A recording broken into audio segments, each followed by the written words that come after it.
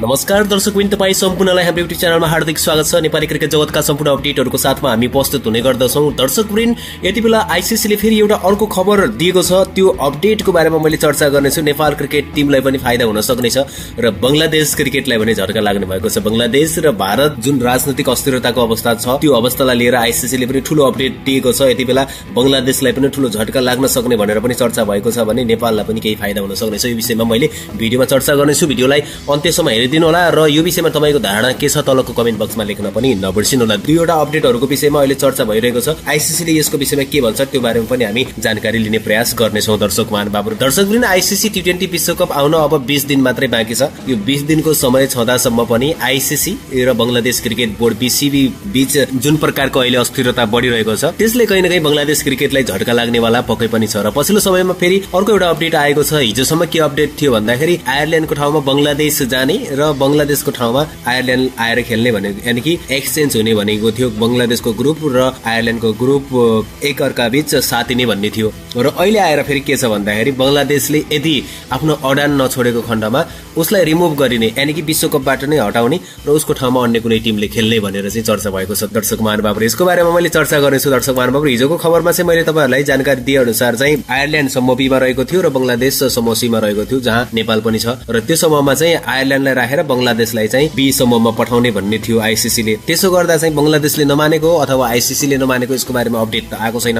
अब यसमा बंगलादेश र आईसीसीले भन्दा पनि अन्य टिमहरू, यानी कि तेस्रो टिम आयरल्यान्डले पनि मान्नुपर्ने हुन्छ र श्रीलंका लगायत अन्य देशहरूले पनि मान्छन् कि मान्दैनन् भन्नेमा अब अन्य देशहरूले कन्फर्मेसन नदिइसकेपछि त्यो सम्भावना भएन होला। त्यो कारणले गर्दाखेरि आईसीसीले फेरि रिक्वेस्ट गरेको हुनुपर्छ बंगलादेशलाई भारतमा आएर खेल्नको लागि, यानी कि भारतबाट श्रीलंका सार्नको लागि पनि आईसीसीले साफ अस्वीकार गरिदिएको थियो। अहिले क्रिक इन्फोका अनुसार चाहिँ एउटा के अपडेट दिएको छ भने उसले यो चर्चाले चाहिँ अहिले सामाजिक सञ्जालभरि पनि छाइरहेको छ। बंगलादेश क्रिकेटलाई के हुने हो भन्ने पनि एक किसिमको चिन्ता छ भने बंगलादेशी फ्यान्सहरूले त धेरै नै चिन्ता गरेको पाएको छ। यहाँ चाहिँ क्रिक इन्फोको अनुसार चाहिँ उसले के भनेको छ भन्दा स्कटल्यान्ड क्रिकेट टिमले बंगलादेशको स्थान लिने सम्भावना बढेको छ। बंगलादेशले जनवरी 21 सम्म आईसीसीले दिएको समय सीमा सम्ममा भारतमा 2026 को टी20 विश्वकपमा भाग लिने बारे अन्तिम निर्णय गर्नेछ। यदि सुरक्षा चिन्ताका कारण उनीहरू भारत नआउने भन्ने विषयलाई छनौट गर्यो भने स्कटल्यान्डले प्रतियोगितामा उनीहरूको स्थान लिन सक्ने भनेर चाहिँ अपेक्षा समेत अहिले गरिएको छ। दर्शक महानुभावहरु, हेर्नुस् त, स्कटल्यान्ड विश्वकपमा छनौट हुन सकेको थिएन। स्कटल्यान्डको पनि अब विश्वकप खेल्ने सम्भावना अलिकति भए पनि बढ्दैछ है। अब यसो भएको खण्डमा चाहिँ सिधै स्कटल्यान्डको टिम नेपाल रहेको समूह, यानी कि सी ग्रुपमा चाहिँ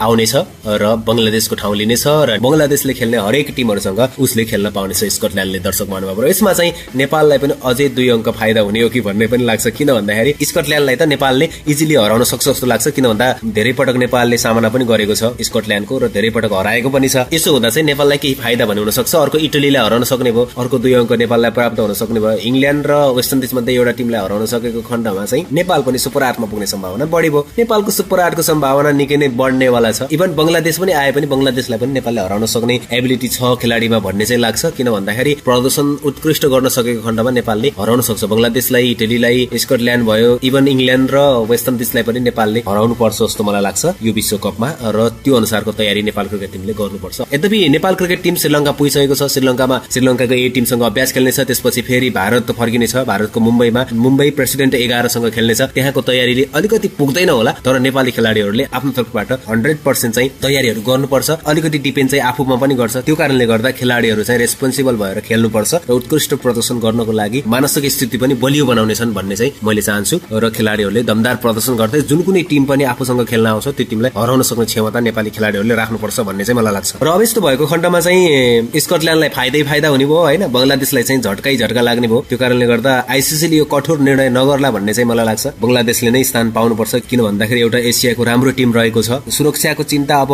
आईसीसीले भारतले लिने भइसकेपछि बंगलादेशले ट्राभल गर्दा भयो त। जहाँसम्म लाग्छ बंगलादेशले पनि आईसीसीको नियम मानेर भारत आएको राम्रो र विश्वकप खेलेको राम्रो। मैले चाहिँ यही सजेसन दिन चाहन्छु। आईसीसी र बंगलादेश क्रिकेट बीच जुन प्रकारको अहिले घटना भइरहेको छ यस विषयमा तपाईलाई के भन्नु छ तल कमेन्ट बक्समा कमेन्ट गरिदिनु होला। अब जहाँसम्म लाग्थ्यो अब आईसीसीले यस्तो राम्रो निर्णय गर्छ कि भन्ने लाग्छ। त्यो सबै टिमलाई फाइदा हुने निर्णय नै गर्नेछ। बंगलादेशलाई पनि फाइदा हुने निर्णय गर्नुपर्छ। उसले चाहिँ सुनवाई गर्नुपर्छ। एउटा राम्रो टेस्ट नेसन राष्ट्र हो बंगलादेश। त्यो कारणले गर्दा बंगलादेश क्रिकेटको पक्षमा पनि डिसिजन गर्नुपर्छ जस्तो लाग्छ। मलाई चाहिँ सबैभन्दा बेस्ट लागेको चाहिँ ग्रुप एक्सन्स हुने जुन विषय थियो त्यो राम्रो थियो। त्यसमा चाहिँ काम गर्दा राम्रो हुन्थ्यो, तर अन्य टिमहरूले एग्री गरेनन् होला। त्यो कारणले गर्दा यस विषयलाई चाहिँ छोडेर अब बंगलादेश नआएको खण्डमा चाहिँ स्कटल्यान्डलाई टिममा समावेश गर्ने गर्ने भनेर चेतावनी दिएको हुनुपर्छ। अब 21 जनवरीसम्म टाइम दिएको छ। 21 जनवरीसम्म अब बंगलादेशले आफ्नो डिसिजन गर्नेछ। त्यस पछाडि सबै अपडेटहरू आईसीसीले दिनेछ। दर्शक महानुभावहरु, यसको बारेमा तपाई के भन्नुहुन्छ तल कमेन्ट गरिदिनु होला। क्रिकेट सम्बन्धी अपडेटहरूको लागि चाहिँ च्यानललाई सब्स्क्राइब गरिदिनु होला, भिडियोलाई लाइक गर्नु होला। भेट्नेछौं अर्को अपडेटमा। अहिलेलाई भने छुट्छौं। जय नेपाल, जय नेपाली क्रिकेट।